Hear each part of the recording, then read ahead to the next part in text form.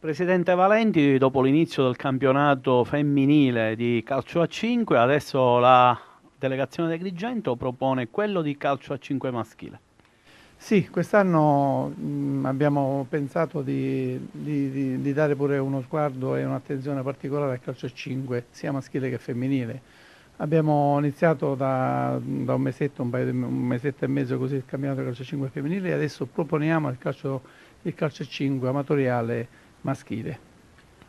Sono aperte le iscrizioni fino al 31 gennaio, si potranno iscrivere le società o anche è un calcio amatoriale, quindi anche chi non ha società potrebbe partecipare a questo campionato. No, questo torneo è un torneo federale,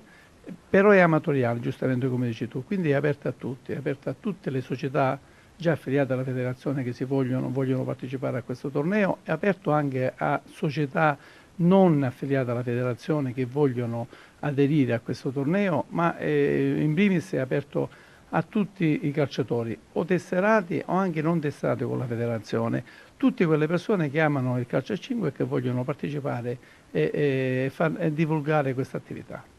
Un campionato che sarà diretto da arbitri della sezione di Agrigento, quindi di una certa valenza.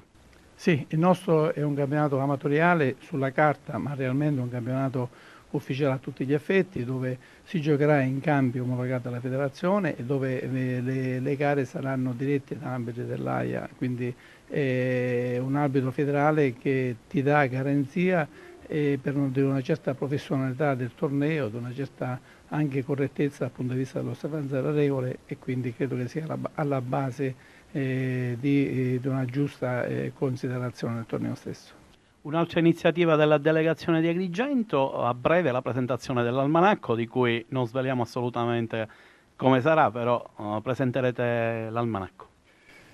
Sì,